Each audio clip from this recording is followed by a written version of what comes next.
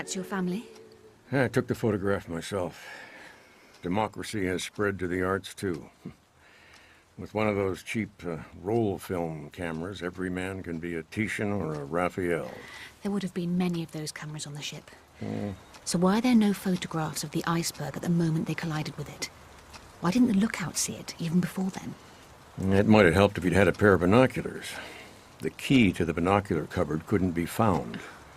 Turns out it had been left behind. That's not possible. Now, it is if you believe a lot of history, tragedy, can be explained by human stupidity and not just wickedness. You don't believe there are wicked people in the world? I'm a newspaper man. They're my bread and butter. Even without binoculars, knowing the dangers of that part of the ocean. They were reported to be entering Iceberg Alley, but was that their position? Do we know for sure? We should. The Marconi Company, who equipped and operated the telegraph station, should be able to tell us. Getting answers from them about anything is difficult because they need to protect their reputation and that of their employees, especially the two on duty that night. Now, it could be that those two men, one of them survived and one didn't. They were too busy dealing with personal telegrams for the passengers to immediately send out the request for help. No, I can't believe they'd ignore that. No, it was an unsinkable ship. Why should they panic? No one has the information I have here. I'll share it with you and lock it away again. Shouldn't Danny, Mr. Gunter, see it too? I'm not sure I trust him as much as you do. He's been with me every step of the way. From the moment you met, yes. Outside the White Star Line offices. Pretty darn convenient he was there, huh? At that exact time? What are you saying? Pinkerton man, he claims is on his tail. Did you ever see him? There was someone outside my hotel who'd followed him there, yes. Might have been someone there, you don't know who. What are you saying? I'm saying don't trust anybody. There's so much at stake here, not just money, reputations. If there was a conspiracy, it would be one of the greatest crimes of all time. Is that why you refused to let him come inside? Why you're humiliating him by making him stand out there in the rain? Humiliation's good for a reporter. It makes them work harder. Treat them right and they start to get ideas above their station. Think of themselves as journalists. You were right. A lot of things about what happened in the telegraph office that night have been bugging me. Bugging? Troubling me. Instead of clearing up things and getting assistance to the ship sooner, the telegrams that flew backwards and forwards between it and London and New York and Canada, and the ships in the vicinity, seem only to have made things worse, added to the confusion. Instead of no information, there was too much, and nobody knew which of it was right and which of it was wrong. At one point, there was even this headline. Titanic sinking, no lives lost. Passengers transferred to Cunard liner Carpathia. All are now safe. Titanic is now on her way to Halifax. Was it a wicked man who wrote that, or a stupid one, or an overly optimistic one? Or one who put his faith in the telegraph machine because machines are never wrong, and more we're putting ourselves into the hands of machines. Your innocence scares me, Miss Hare. When the ship was reported lost, the stock markets crashed. In New York, London, Paris, everywhere, people sold out fast. That meant you could pick up shares real cheap. And when a message like, well, Titanic on its way to Halifax comes out, the prices shoot up again. If you sell the shares you were smart enough to buy cheap yesterday, you've made what Wall Street calls, very appositely in this case, a killing. Somebody sent out a fake telegram. No, they wouldn't admit to it being fake. They'd say it was the best information they had at the time. If that wasn't true... Prove it. Meantime, some very rich and ruthless people got even richer. That's despicable. It makes them smart. If they had inside knowledge, though, if they guessed it might sink, if they... I don't even want to think this, but if they arranged the sinking... No, stop there. I started thinking like that. What if? You'll end up in Bellevue if you get that going round and round in your head. Bellevue? Lunatic Asylum, First Avenue. You really don't want to see the inside of that place. Once or twice I thought I was going to end up there. Especially when I found out what actually happened in the last few moments of the sinking. When passengers, realized there weren't enough lifeboats. They fought to get into the ones that remained. Someone grabbed a gun, a passenger, an officer of the crew, it's not clear. They forced their way into a boat and cast off and saved themselves. My nightmare, night after night, was that they'd stolen the places my wife and children should have had in the lifeboat. I bought a gun. It's in the back of that safe. I plan to find out who it was. That should have been easy. We have recording devices now. All the evidence is there. Or so you'd think. I saw a man wave a pistol. There were shots fired. There were no shots fired. I saw a man wave a I pistol. heard no shots. There were shots fired. There were 2 men with pistols. I saw 3 men. Each of them had a gun. Nobody was shot. There were no guns or gunshots. I just wanted to find the facts. But there were too many. And some of them contradicted each other, so maybe the truth isn't just piling up facts, it's something else. All I know is I wanted to track them down and... Could I have done it? I don't know. Even asking myself the question scares me, made me realize how crazy my thinking had become. Well, you can tell Danny as much or as little of what I've shown you, depending on how far you trust him now.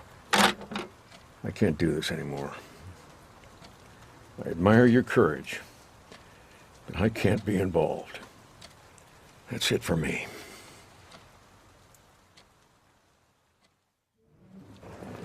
That's it for him? He's afraid of what he found and what it might push him to do. But he's okay with you sharing with me. As much as I want to, if I think I can really trust you. I've been lying to you. Do I think that? I don't know. That wasn't a question. It was a statement. I've been lying to you. A confession, or the beginning of one, if you want to hear it. Do you hear that? That's not English rain. It has its own sound. Do you want to hear my confession? I want the rain to wash everything away. That's what I want. I want to be back home with the man I love. I want none of this to have happened. I'm not just a reporter, Emma. I'm a steerer. A steerer? My newspaper career hit rock bottom. Not even the cheapest scandal sheet would take a chance on me. I've been found out making up, well, not just quotes, but entire stories. When I was too drunk to get off the bar stool and chase the lead, I invented everything. The day we met... Watch out! You trying to get yourself killed? The traffic. I was confused. It's going the wrong way. You were going the right way to end under that machine. I'd been hanging around the White Star Line offices looking for a sucker. That's what I do. I hang around the police courts, the hospitals, anywhere. There are people with problems that bad things have happened to.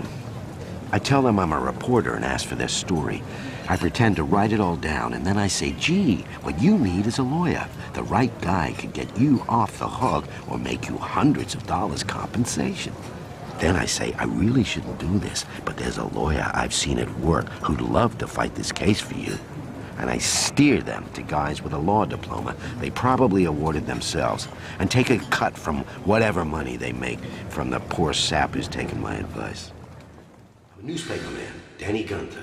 When I see somebody leaving the White Star offices in a hurry with tears in their eyes, I think the Titanic, especially when she heads for Pier 59, where it was due to dock.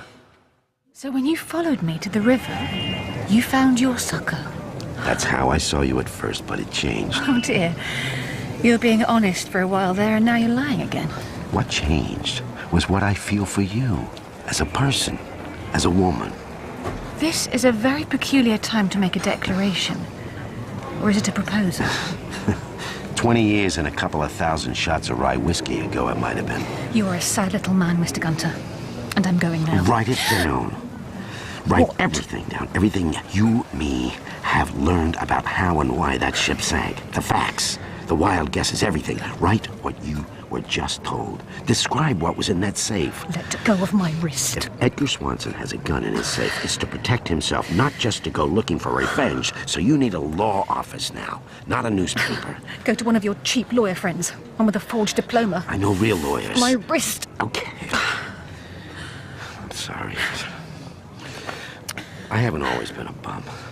They are lawyers in important firms, powerful, politically connected firms, who would see me us, would listen to what we know, read what I'm asking you to write.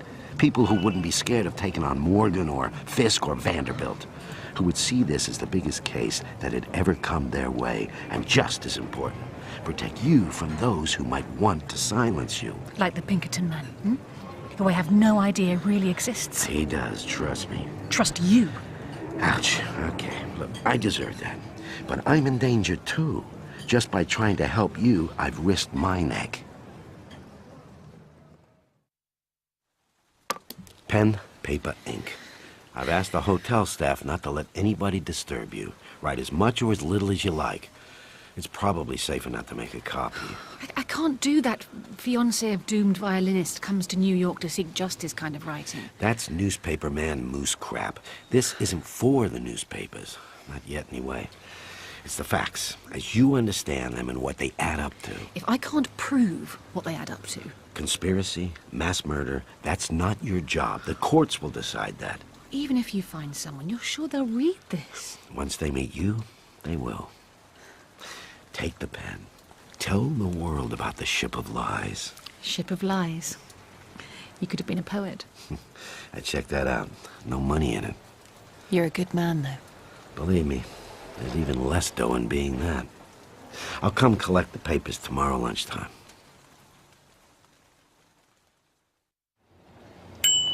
Can I help you? I'm in room, 207. Is there a problem with the room? No, it's not that. I worked late last night. I just woke up and I tried to find something. Oh, excuse me one moment. The Gotham Temperance Hotel for Ladies? Yes. Oh, let me see. One room. Yes, shared bath. The name? This is important, please. One moment. With 2 M's? Thank you. We look forward to greeting you.